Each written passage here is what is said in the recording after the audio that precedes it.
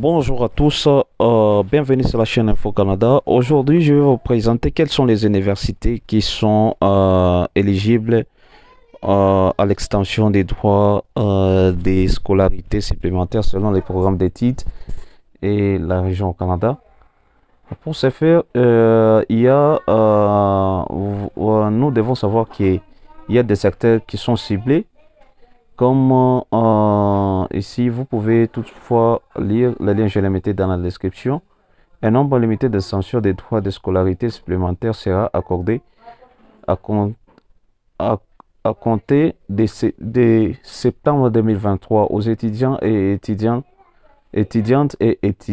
internationaux inscrits sélectionnés par une université ou un établissement collégial situé à l'extérieur du territoire de la communauté métropolitaine de Montréal.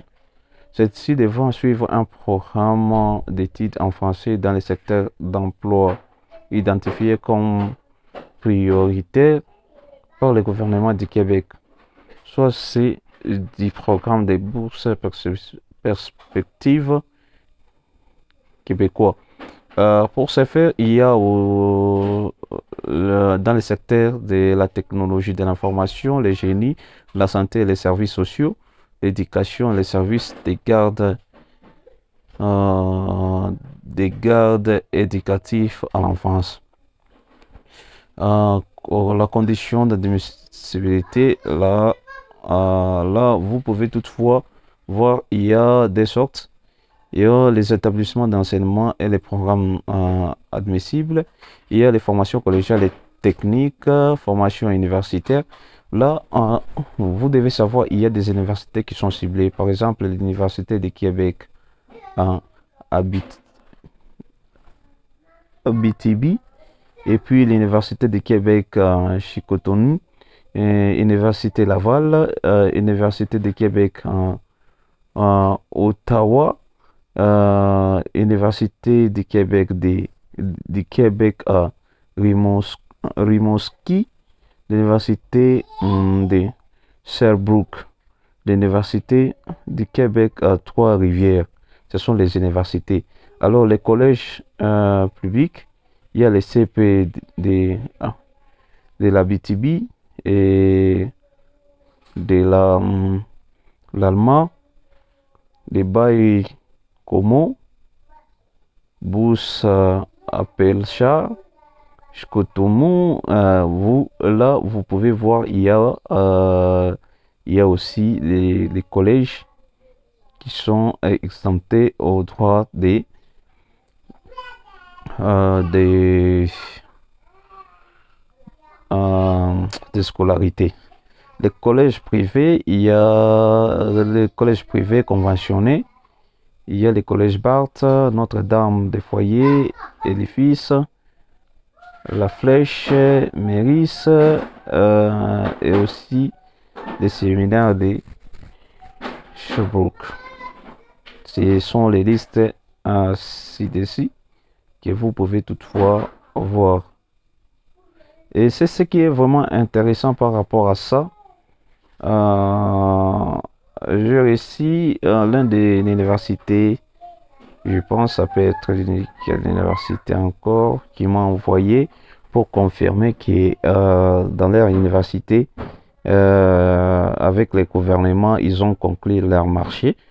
Alors, si je ne me trompe pas, euh,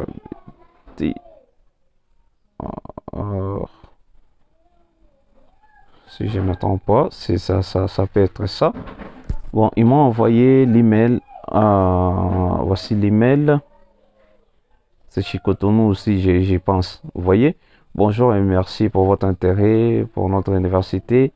L'université reste pas, de faire partie des établissements concernés par les programmes d'extension des droits de scolarité supplémentaires selon le programme d'études et la région mise en place par le gouvernement du Québec et dont des étudiants internationaux inscrits à temps plein pourront bénéficier dès le trimestre d'automne 2023, c'est-à-dire au mois de septembre, sur la base d'une sélection qui sera opérée par nos services. En effet, notre université dispose de 41 extensions des droits de scolarité supplémentaires pour l'année 2023 et 2024.